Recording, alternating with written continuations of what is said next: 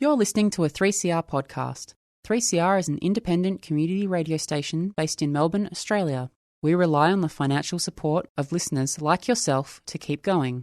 If you'd like to support diverse voices on your radio, go to www.3cr.org.au for more information and to donate online. Stay tuned to hear the rest of your 3CR podcast. Evil minds that plot destruction, sorcerer of death's construction, in the fields of bodies burning, as the war machine keeps turning, death and hatred to mankind, poisoning their brainwashed mind. Welcome to the Anarchist World This Week, broadcast across Australia on the National Community Radio Satellite. Listen to the Anarchist World This Week, Australia's sacred cow slaughterhouse. Listen to analysis of local, national, international events. Listen to analysis you'll never hear anywhere else.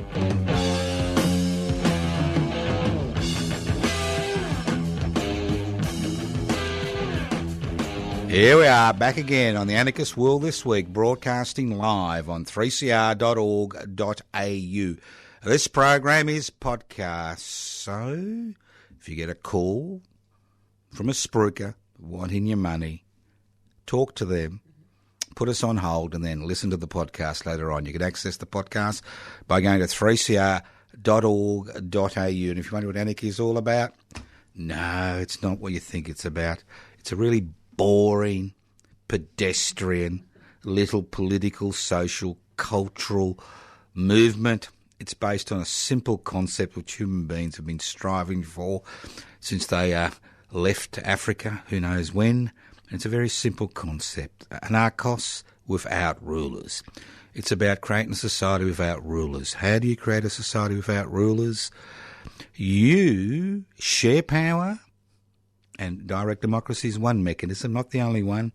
And you share wealth, because it's inequalities in power and wealth which give religious leaders, secular leaders, megalomaniacs like me the ability, well, no, I don't actually have any followers, so I'm not a megalomaniac, give us the ability to alter people's lives dramatically. So if you're in the struggle to devolve power, that's share power, and the struggle to share wealth, well then, you're an anarchist, whether you know it or not. And as I said, it's all about repetition. It's not, it's simple stuff which hundreds of thousands, if not millions of people have given their lives for over thousands of years. That struggle for equality, which is part and parcel of the human experience. Now, I have a huge expose. You are listening to a person who you shouldn't be listening to. Yesterday, was it the day before, we got our just desserts. Not we, public interest before corporate interest, pipsy.net. Now, you will not believe this. In an era when the Roman Catholic Church has been filled by pedophiles and been responsible for the suicide of hundreds, if not thousands, of adults and children around the world because of their nefarious activities, when the interim report from the Royal Commission into Nursing Homes saying it is a shame, a national shame, when, Westpac disobeys the law 23 million times and the director continues to hold on to his job till next year, when we see all the things that we see, we have now been exposed for what we are, public interest before corporate interest. Now, public interest before corporate interest is an organisation. Now, we are trying to register the federal political party. And if you've been holding back because you think we're not radical enough, well, boys and girls, as far as Facebook is concerned, we are the pits. We got our marching orders yesterday. All my little Facebook pages, Joseph Toscano for the public, defend and extend public housing, it's still up there. But there are no connections to any material from pipsy.net. It's all been removed. As you know, Facebook is a $600 billion industry. It's free, so they can do what they like. You can't appeal. You're given no notice. But somehow we do not meet community standards. We do not meet community standards. A political, social, cultural organisation which wants to put the interests of the many before the interests of the few does not meet community standards. Am I outraged? No. I am pleased. I'm actually jumping up and down. They're taking notice. It looks like we're beginning to annoy people as we edge closer and closer to registering as a federal political party. So the ball is in your court. We're looking for another 140 members so we can apply for registration sometime early next year. So if you want to be part of an organisation that's been banned by Facebook, and there are many of them for the most who knows what reason, this is your chance. This is your chance to play radical politics. You can download, now the website's still going, that's pipsy.net, and the YouTube channel is still there, public interest before corporate interest. So don't despair. This is just Facebook and community standards. So give us, you can either ring me for you can ring me for an application form. 0439 395 489. 0439 395 489, or you can download the application form from Pibci, pibci.net. That's Pibci, pibci.net. Join public interest before corporate interest today, because it looks like it is one of those organisations that you must join. If you want radical, stripes on your T-shirt, tattoo, public interest before corporate interest on the back of your back, and who knows what will happen. Maybe they'll take you away. So I'm so pleased. So pleased. We've finally broken through the ceiling of indifference, because we are now seen as a potential threat to the status quo. Now, as you all know, regular listeners of the program, for the last 18 years, this is our 18th year, could be our 19th year, we have been holding Reclaim the Radical Spirit of the Eureka celebrations, Reclaim the Radical Spirit of the Eureka Rebellion celebrations in Ballarat since 2002. And once again, we are hosting the Reclaim the Radical Spirit of the Eureka Rebellion celebrations. Now, for those of you who can't make it, the dawn ceremony, which starts at 4 a.m, will be broadcast live. That's right, broadcast live from 4 a.m. to 6 a.m. on community radio station 3CR 855 on your AM dial. It will also be streaming live, so you can hear it anywhere in the world on 3cr.org.au, 3cr.org.au. Now, I'll go through the program, and then I want to talk extensively about why we celebrate Eureka, why I think it's one of the most important days, not just in Australian history, but world history. And that's a big statement to make when you see all the things that have occurred around the world in the last, who knows what. Now, the program is very simple. You don't have to ring anybody. You can come in and out of the program as you like. And that's what people do. Some come to the 4 a.m. ceremony, some come to the dinner at night, some come to everything, and a few come to and many come to the events during the day. But it is a long day, so I suggest you get a bit of sleep the day before. It is a long day. It goes from 4 a.m. to 10 p.m. This year it'll be on a Tuesday. Tuesday, the 3rd of December 2019, marks the 165th anniversary of the Eureka Rebellion. And as in previous years, you will find it quite sad about the lack of interests from the Ballarat City Council and the good citizens of Ballarat. And it's not their fault, because for many, many years, authorities have been trying to downplay the significance of the Eureka Rebellion, describing it as a revolt by small business people to some type of racist, conflagration. So both the right and the left have got it wrong, as usual. What do you expect? We're anarchists. We don't accept the definitions of the right and the left, do we? So here we go. It's up to you. Come and join us. It'll be a great day, something you can tell your great-grandchildren. That's if you survive that long. All right, 4 a.m. So it'll be held we start at the Eureka Stockade site, which is the corner of Stawell and Eureka Street in Ballarat. Stawell and Eureka Street in Ballarat. Now, all this stuff is on the Facebook page, Joseph Toscano.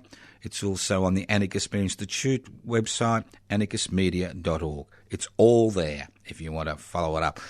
But as I know many of our listeners, kind of run away from computers, and I understand why, considering what happened in the last 48 hours, I think, I'll go through the whole program and then I'll discuss why it's important, Eureka, why it's important 165 years later, why it's important to reclaim that radical spirit of the Eureka Rebellion. 4 a.m. to 6 a.m. Dawn ceremony, Eureka Park, next to the old Eureka Memorial at the corner of Stawell and Eureka Streets in Ballarat. 6 a.m, communal breakfast. You bring your own food and drinks. Obviously, some people bring a bit extra and some bring a bit less, but there's food for all. So bring along your own food and drinks. 6 a.m, breakfast at Eureka Hall, which is right next to the site of the Eureka ceremony. Then comes the hard work. 9 a.m, we march from Eureka Park to Bakery Hill to reaffirm the Eureka Oath. And between 9:30 a.m. to 10:30 a.m, and it's usually, sometimes a little bit late, that doesn't matter, presentation of the Eureka Australia Day medals at Bakery Hill. This year there'll be 6 medals presented, actually 5 women and 1 man. That's right. And the Eureka Medal is basically awarded to people you may never heard of, and most likely have never heard of, who've devoted their lives to the struggle to create a fairer, juster, that's not a word, a fairer society based on justice. At around 11 a.m, we walk through the town centre, through the mall, down to the Ballarat Town Hall for the Eureka Stump orations. And once again, we will see that the Eureka flag is not being flown on the main flagpole on top of the Ballarat City Hall. The Ballarat City Council for the last 165 years has refused, point blank, despite multiple attempts by us and other people, to fly the Eureka flag on the main flagpole on top of the Ballarat City Hall to pay their respects to the men and women who died and who are involved in that rebellion, which continues to have reverberations around this country. Then from there, at around 11:30 a.m, we walk to the old Ballarat Cemetery to pay our respects to all those who died in the Eureka battle. And we encourage you to bring flowers. This is one of the most moving moments. We actually walk to the cemetery, go to the mass grave, where about a half of the men who died during that fateful morning on the 3rd of December are buried. From there, we walk back to Ballarat Trades Hall at 24 Camp Street for a light lunch, which the Ballarat Trades Hall usually provides for us. And then after a light lunch and a bit of a rest, we walk back to the Eureka Centre, which there's no admission charge on Eureka Day, to look at the Eureka flag and speak about the Eureka flag. Afternoon tea in Eureka Park, where people basically flake out and have a sleep on the grass. And at 7 p.m, another highlight of the day, the annual Reclaim the Radical Spirit of the Eureka Rebellion annual dinner from 7 p.m. to 10 p.m, Tuesday the 3rd of December, at the Queen's Head Hotel, 146 Humphrey Street, North Ballarat. And music and entertainment will be provided by West Papuan resistant activists based in Victoria, who are coming up, busloads coming up that evening to entertain people who come to the dinner, and also the bard who comes all the way from northern New South Wales, and he'll be singing one of his original songs about the pikeman's dog. There's no admission charge. You pay for your own food and drinks. The room holds about 90. If you want to guarantee a seat, give me a ring on 0439 395 489, 0439 395 489. Most people, many people just take their chances. There's seating for 90, and obviously we can fit in a few extra. So come along, should be a great night. And our guest speaker is the manager of the newly revamped Eureka Centre, Mr. Anthony Camp, Anthony Cam, C-A-M-M, who will be speaking about the Eureka Centre 2020 and beyond. It's very important that this centre is kept going. I mean, they tried to change the nature of the Eureka Rebellion by making it into some type of centre for parliamentary democracy, which failed abysmally. The Ballarat City Council will be very keen to close down the Eureka Centre because it's not a money-making concern as far as they're concerned. But if they close it down, the Eureka flag goes back to the Ballarat Art Gallery, and that's the sticking point. If the flag wasn't there, they would have sold it years ago. So come along, join us, Tuesday the 3rd of December, 4 a.m. to 10 p.m, and have a great day. And that's what it's about, having a great day, reclaiming that radical spirit. So what is Ballarat all about? What is it all about? What is Eureka all about? Despite millions of words being published and written about this pivotal event in Australian history, so few words have been written about what I think about the central themes of the Eureka Rebellion: direct democracy, direct action, solidarity, and internationalism. Now, everybody thinks that they know what the Eureka Rebellion is about, but very few people actually bother to look at the facts and the history.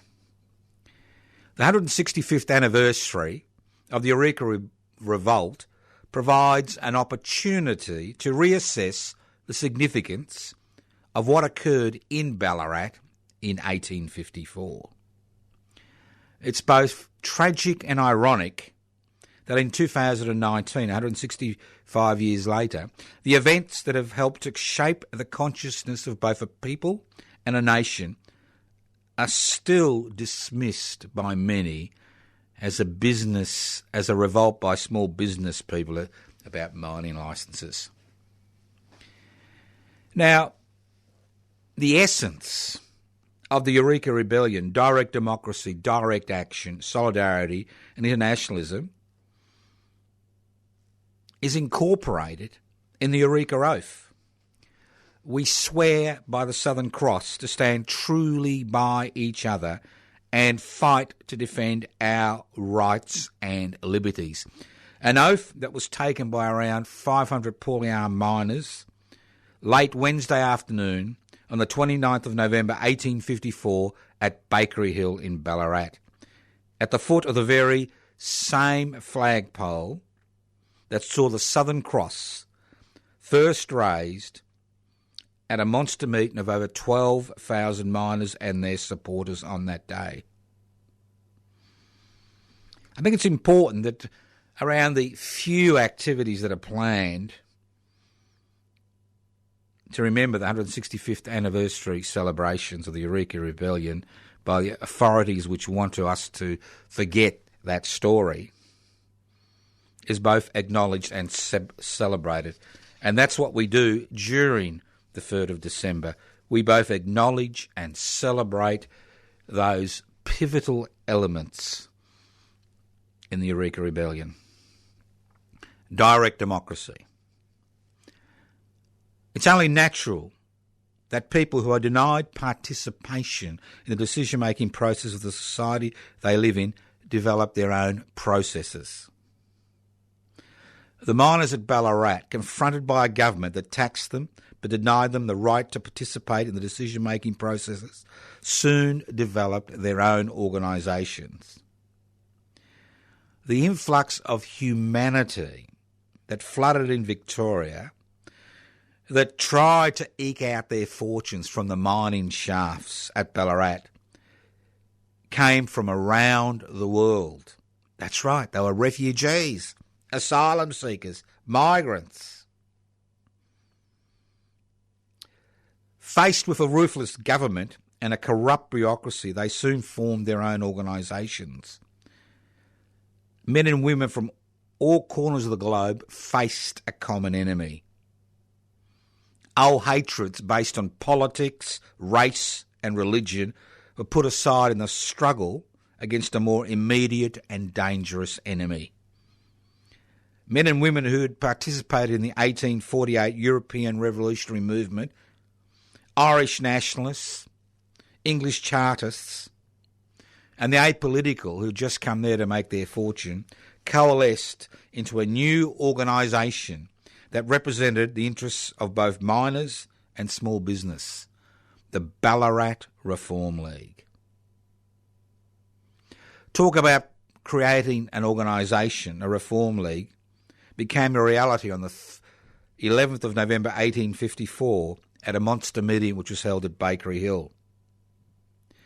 The League, the Ballarat Reform League, was born as a result of ordinary people taking matters into their own hands and directly making decisions about what was important to them. They did this through direct democratic principles and objectives that recognise that people are the only legitimate source of political power. Not the state, not the bureaucracy, not the armed forces, not the corporate sector, but the people. The meeting on the 11th of November 1854 adopted a number of principles and objectives that clearly challenged the power of the state. We were seeing the evolution of a society within a society, a dual power situation. That it is the inalienable right of every citizen to have a voice in making the laws he is called on to obey. That taxation without representation is tyranny. And this is a direct quote from the Ballarat Reform League Charter. They've been, as the people have been hitherto unrepresented in the Legislative Council of the Colony of Victoria, they have been tyrannised over, and it becomes their duty, as well as interest, to resist and, if necessary, to remove the irresponsible power which so tyrannises over them. That this colony has hitherto been governed by paid officials upon the false assumption that law is greater than justice because, forsooth, it was made by them and their friends and admirably suits their selfish ends and narrow-minded views.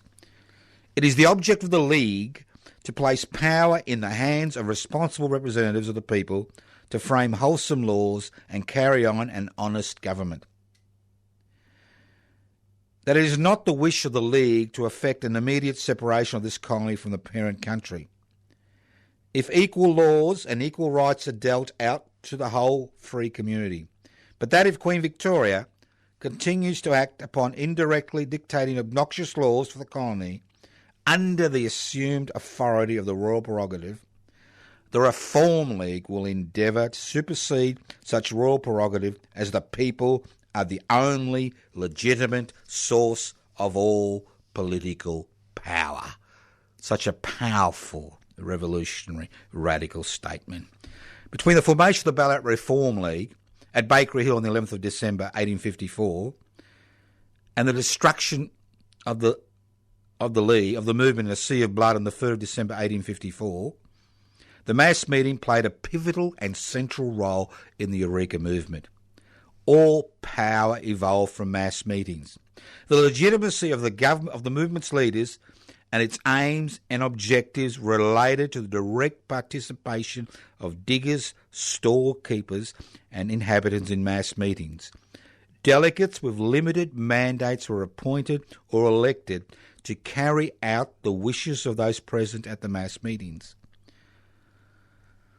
Monster meetings were a feature of life in Ballarat. On the 1st of November 1854, over 15,000 inhabitants gathered at Bakery Hill, that's from a population of 25,000, to protest the arrest of Andrew McIntyre, Thomas Fletcher and Henry Yorkie for complicity in the burning of Bentley's Hotel.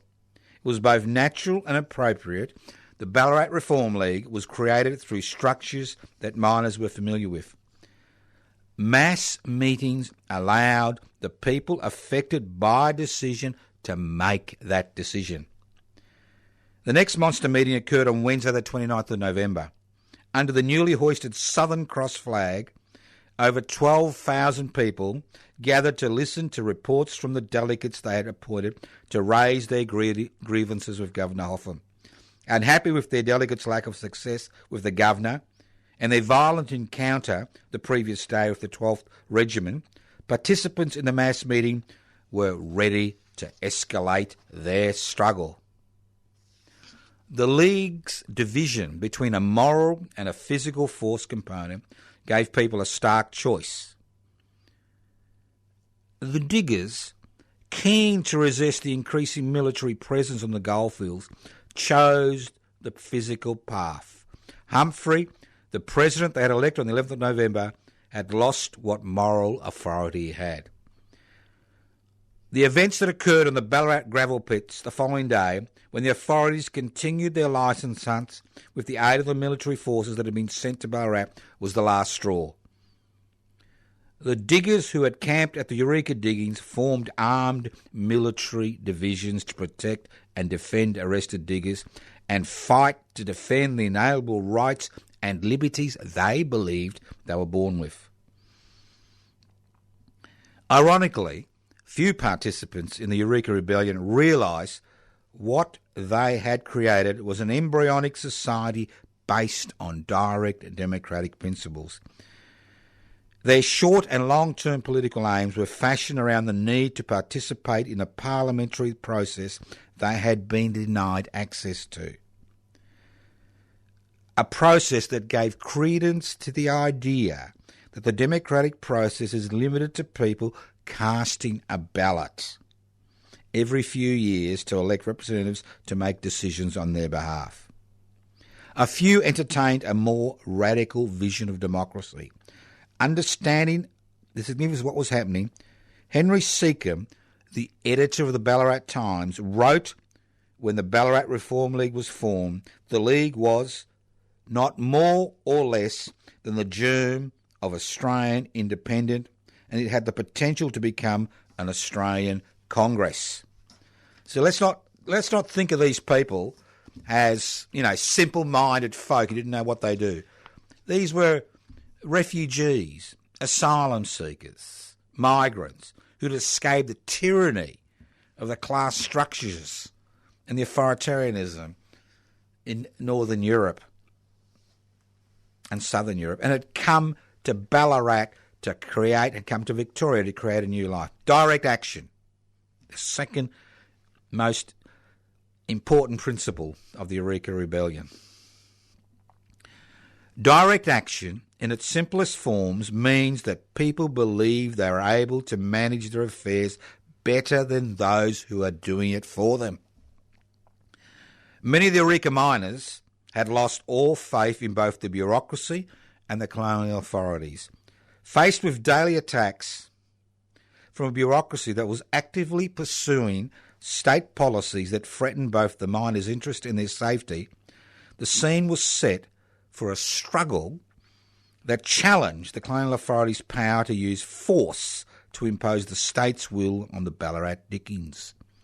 The legitimacy of the Chinese Communist Party in China and in Hong Kong is based on their ability to have a monopoly on the use of force.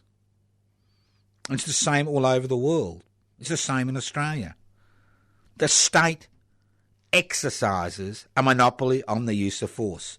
Direct action, practiced by the Ballarat miners, was about challenging the state's monopoly on the use of force. The ability of the Ballarat miners to challenge the state was based on the need of citizens of a frontier society who were actively pursuing a policy of dispossessing the local Indigenous population through the use of force to have access to firearms. In 1854, Victoria, the state's traditional monopoly on the use of force was undermined by the need of people living in a frontier society to have ready access to firearms.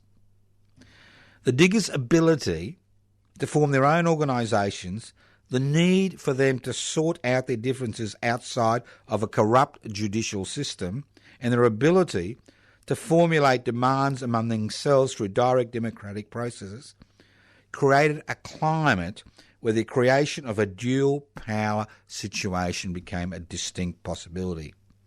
The only thing that stood between the Eureka miners controlling their own affairs was the military might of the British colonial authorities. Faced with the possibility of a rebellion spreading to other Victorian goldfields and possibly even Melbourne itself, Governor Hotham, a naval disciplinarian, was appointed governor to quickly lance the social carbuncle growing on the goldfields. A direct confrontation between the much-hated and poorly armed Joes, that's the coppers, who were using 1840 constabulary carbines and triangular socket bayonets, would have resulted in a quick rout of the foot and mount police. A confrontation with the British Empire and the British Army was another matter. As the challenge to the colonial authorities' power increased, Governor Hotham began to flood the area with well-armed and disciplined British troops. Both the 40th and 12th Regiment were armed with more modern 1842 percussion muskets, which could fire 2 rounds a minute. The 40th Regiment mounted military force carried light cavalry swords, 1844 carbines and single-shot percussion pistols. On the 29th of November 1854, around 500 poorly armed miners gathered at Bakery Hill. They marched to Eureka and set up the blockade. They spent the next few days procuring arms, electing their own officers and setting up a hastily erected enclosure.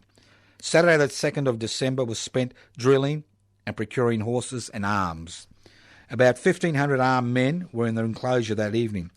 By the time the 12th and 40th Regiment and foot and mounted police attacked the stockade the next morning, the number of miners in the stockade had dwindled to around 120. The miners soon gave way to the overwhelming firepower directed at them. Major General Sir Robert Nicoll, who I'm sure there are many roads and reserves named after this gentleman, arrived at Ballarat 2 days after the battle with the rest of the 12th and 40th Regiments, as well as a naval contingent that had 2 6-pounder field pieces and 2 12-pounder howitzers.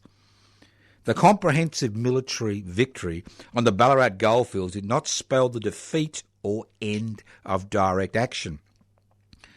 Paradoxically, the concentration of so much military power in Ballarat made Hotham's administration extremely vulnerable. 37 Marines from the recently arrived HMS Phantom and the HMS Electra were positioned to guard the Treasury buildings in Spring Street, Melbourne. 1,500 special constables were sworn in to maintain order in Melbourne. Protest meetings that attracted thousands of people were held in Melbourne and on the goldfields in the days following the slaughter. The Ballarat miners' decision to directly challenge state power by challenging the state's monopoly on the use of force had paid dividends. Faced with a restless population that was willing to directly confront state power, faced with the problem of not having the military muscle to assert its authority, and faced with a major loss of credibility, the colonial authorities were forced by the miners' use of direct action to find a political solution to a problem to which there was no military solution. And that's the key, isn't it? Internationalism. Another cornerstone of the Eureka Rebellion. Now, over the last few decades, we've seen some really unsavoury types, take on the Eureka Rebellion as, their white man's whatever, crusade. And it's just so tragic that so few people really understand the nature of the Eureka Rebellion. Internationalism. It's acknowledged by most historians and commentators the diggers who flocked to the goldfields came from all corners of the world. What is forgotten is that although the miners were predominantly of European origin, many came from other parts of the British Empire and the rest of the world. Deeply held views about race and religion were watered down in the face of a common enemy. Irrespective of where they came from, their race or religion, all the miners felt the brunt of the colonial authorities' attempts to extract the maximum amount of cash from them. Their common experiences at the hands of the authorities created a culture where race and religion were not important issues. The only people excluded from the process were the remnants of the original indigenous population.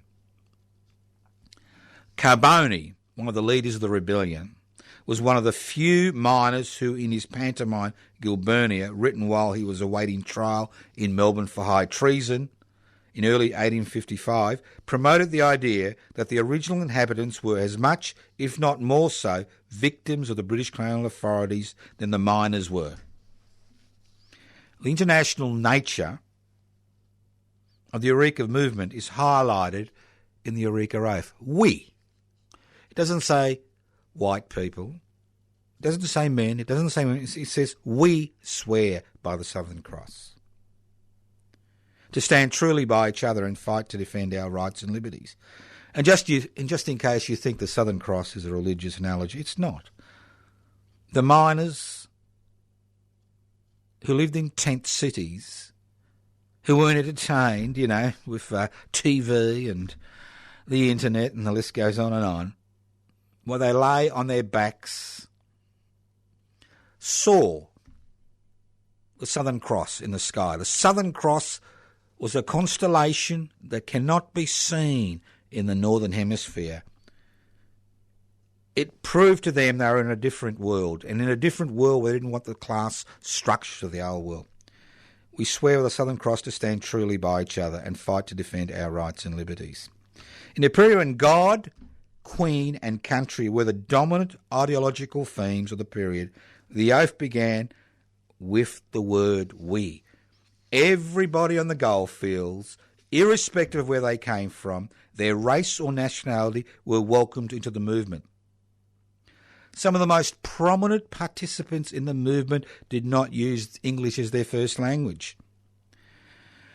Raphael Carbone, the unofficial historian of the movement, who on the 1st anniversary of the Eureka Rebellion was giving away his book about the rebellion at the site of the rebellion, and Frederick Verne, the German who was a rival of Peter Laylaw for the leadership of the movement, did not use English as their first language. 3 of the 13 members of the Council of War for the Defence of the Miners, Edward Fonen from Prussia, Raphael Carbone from Urbini in Italy, and Frederick Verne from Germany, came from English-speaking parts of the world. John Manning, Thomas Hayes, Patrick Curtin and Peter Laylaw, some of the prominent Irish nationalist activists in the Eureka Rebellion. Thomas Kennedy was from Scotland, and James McGill, the second in command, came from the United States. Men and women from non-English speaking backgrounds, as well as non-British English speakers who appeared among the list who were killed and wounded at Eureka and who were tried for high treason for their participation in the battle in 1854. Of the 13 men and acquitted for high treason, John Joseph, the first one tried, was a black American slave born in New York. Raphael Carboni was an Italian from Urbino in Italy. Jacob Sorensen was a Jew. Jan Vennick hailed from Holland. James McPhee Campbell was a black man from Kingston, Jamaica. Michael Toohey, Timothy Hayes, John Cleland came from Ireland, while Thomas Dignam, the only native born among the 13, was born in Sydney. Irish, Prussians, as well as Canadian Lieutenant Ross made up the list of those killed while fighting at the Eureka Stockade. 2 Italians feature among the names of those massacred after the battle, whose names do not appear on any monuments. The international nature of the Eureka movement is one of its most important elements. The miners, faced with a common enemy, the hated colonial authorities, the hated British Empire, joined together in a movement that included people from non-English speaking parts of the world as well as different races and religions. The hatreds that would be expected to normally divide people were put aside in the common struggle to destroy a system that made all their lives a misery. We swear by the Southern Cross to stand truly by each other. What a wonderful statement, truly by each other, solidarity. What we've seen in this country over the last 30 years is legislation being passed through successive parliaments to destroy the power of trade unions to act in solidarity with the people they represent. Solidarity is one of the central themes of the Eureka Rebellion. Individual miners could never have hoped to achieve what was achieved at Eureka. Solidarity between all the major players on the goldfields, irrespective of their race, nationality, religion, whether they made their livelihoods from digging up the ground or providing goods and services to the miners, was an important ingredient in the mix that allowed them to resist the colonial authorities' plans to restrict and remove what few rights and liberties people living on the goldfield were able to exercise. The participants in the Eureka Rebellion understood the importance of solidarity. The central role that solidarity played was outlined in the Eureka Oath and in the actions the participants in the rebellion took to protect each other from the colonial authorities' actions.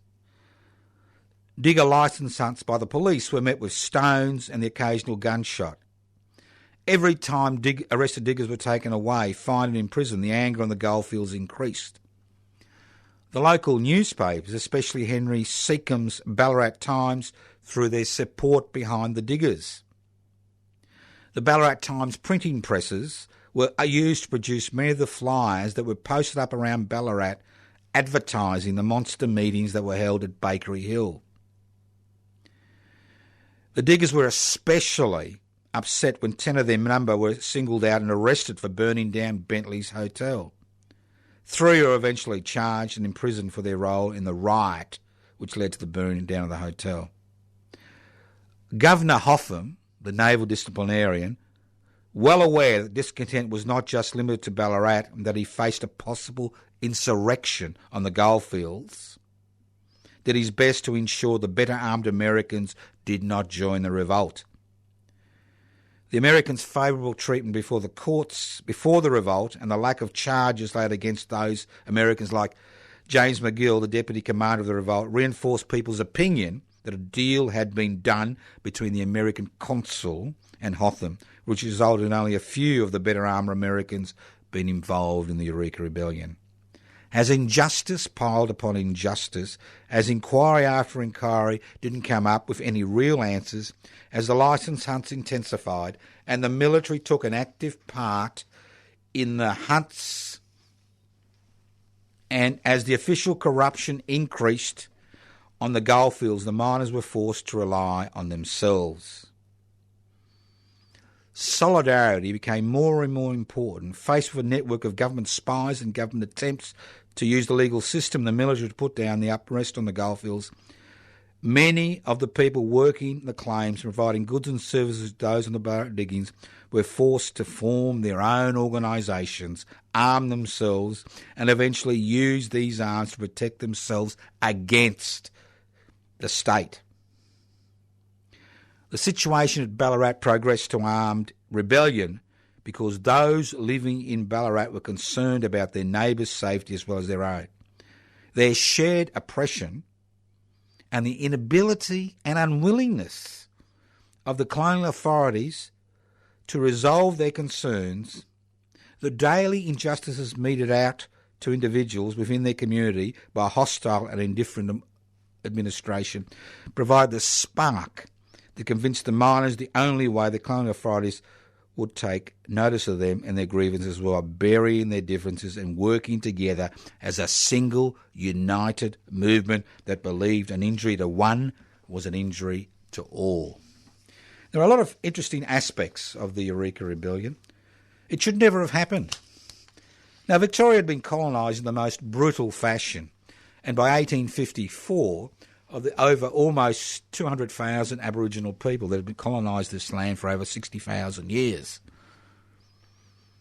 had been slaughtered, and fewer than 2,000 remained. Slaughtered. And what were they slaughtered for? They were slaughtered so squatters could raise sheep and export wool. Tens of thousands slaughtered to raise sheep. And when the Eureka Rebellion occurred in 1854, 700 squatters owned all of Victoria. 700. And they dominated the Legislative Council. When the first gold was discovered, it was attempted to be hidden. But when the discovery got out, the Legislative Council passed laws which were designed to prevent their poorly paid workers and indentured servants from going to the goldfield. So instead of applying a tax to the gold that was extracted from the ground, what they decided was to apply a tax to each individual miner. To a significant degree, the Ballarat Rebellion was born from that legislative framework where the squatters were attempting to protect their interests they had acquired through the slaughtering in the most inhumane manner of tens of thousands of Indigenous Victorians. And it's quite strange, isn't it, that 165 years later we're still negotiating a treaty. But that's a different matter. But getting back to why reclaim the radical spirit of the Eureka Rebellion? Well, this spirit has been instrumental in many of the movements that have occurred in this country that have led to profound changes. To a significant degree, the legislative agenda that occurred after the Ballarat Rebellion was a radical agenda which improved the lives of thousands, if not tens, if not hundreds of thousands of people. And that radical agenda would never have occurred without that rebellion. And it's quite extraordinary to think that many of the leaders of the rebellion, within 12 months of the rebellion, were now members of Parliament. People like Humphrey, Laylaw, were members of Parliament. Could you imagine today if you or I were involved in an armed insurrection against the government? If we weren't shot dead, we'd be, in jail for the rest of our lives. But in 1854, the government realised in order to maintain power, it needed to incorporate the rebels into the instruments of government. Not all rebels fell for it. Some did. Others formed an alternative parliament. An alternative parliament based on direct democratic principles. The Victorian Land Council, which sat for 10 years in the markets where the old Southern Cross Hotel used to be, at the corner of Exhibition and Burke Street, 50 metres from Parliament House. And it was that interaction between the two parliaments which created that radical milieu. But unfortunately, over the last 3 to 4 or 5 decades, we have seen the principles of the Eureka Rebellion, the essence of the Eureka Rebellion, the radical nature of that rebellion shunted aside. And we've seen various people claim it as their own. Various people. The pillars of the Eureka Rebellion are very simple. Direct democracy, direct action, internationalism, solidarity. Strong pillars, 4 pillars, which should dictate the type of society we live in. So on the 3rd of December, irrespective of harassment, irrespective of what happens, we celebrate those radical achievements and we draw those achievements back into the 21st century. That's what we do. So we encourage you to come and join us. Reclaim the radical spirit of the Eureka Rebellion. It's essentially a political statement. The Eureka Rebellion, there's tons of information about it. But why isn't the Eureka flag an official Australian flag? Why doesn't the Ballarat City Council fly the Eureka flag? Why do all the institutions in Ballarat use the Eureka flag to promote their own financial interests? Why isn't this day celebrated for a public holiday? Well, it doesn't matter, does it? Because while one of us goes to Ballarat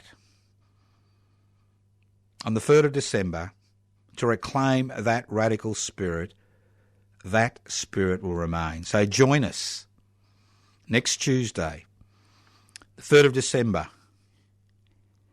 4 a.m. to 10 p.m. Join us at the dinner at the Queen's Head Hotel, 7 p.m. Hear Anthony Camp speak, the manager of the current Eureka Centre, about the plans for the Eureka Centre. Listen to the West Papuan entertainers. West Papuans understand the nature of revolt. Their day is the 1st of December. The Morning Star, their symbol, and the Southern Cross, our symbol, both in the early hours of the morning can be seen together in the sky in this part of the world, in the Southern Hemisphere. You've been listening to the Anarchist World This Week, broadcast across Australia via the Community Radio Network. Hopefully I'll see you down at the Eureka Rebellion celebrations in Ballarat at the corner of Stawell and Eureka Streets, 4 a.m. If you can't make it, don't despair. You can always listen to the opening ceremony from 4 a.m. to 6 a.m, courtesy of community radio station 3CR in Melbourne. And if you're elsewhere in Australia, if you wake up at 4 a.m, you can listen to it at 3cr.org.au. You've been listening to the Anarchist World This Week, broadcast across Australia via the Community Radio Network. My name's Joseph Toscano. I've been hosting today's program. Web pages, Joseph Toscano, Toscano for the Public. Interested in the public housing debate, which is beginning to hot up, go to Defend and Extend Public Housing, or Public Housing Everybody's Business. Want to join public interest before corporate interests? Rattle the cage. At least rattle the cage before you die, before you're cremated or buried. Rattle the cage. Join public interest before corporate interest. Download the application form, pipsy.net. Haven't got a computer? Give us a call. 0439 395 489. 0439 395 489. Give us a call and I'll send you out application forms. Come along. Eureka Rebellion, reclaim the radical spirit, 4 a.m. to 10 p.m. You can't make it this year, make it next year. Next year will be the 19th year we've been holding these celebrations. This year is the 18th year. Thank you once again for listening to the Anarchist World This Week on your local community radio station. And plug in to the YouTube Public Interest Before Corporate Interest. This week's presentation, which should be up in the next day or two, will be about Eureka. Listen in to the Anarchist World This Week, next week on your local community radio station. Don't despair. We can change anything we like. as long as we're willing to pay the price. And that's the problem, paying the price when you challenge authority, especially illegitimate authority, which is there to protect its own interests. Thank you once again for listening to The Anarchist World this week on your local community radio station, courtesy of the Community Radio Network. This program has been streaming live on 3cr.org.au. The program is podcast. You can access the podcast by going to 3cr.org.au. The postal address, Post Office Box 20, Parkville 3052. Listen in next week to The Anarchist World this week on your local community radio station. Evil minds that plot destruction, sorcerer of death's construction.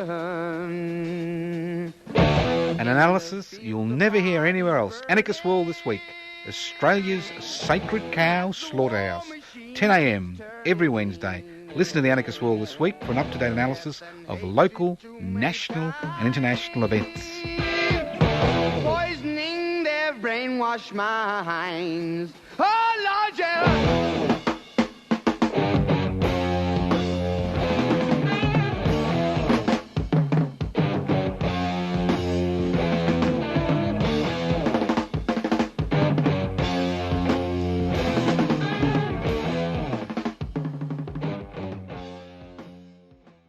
You've been listening to a 3CR podcast produced in the studios of independent community radio station 3CR in Melbourne, Australia.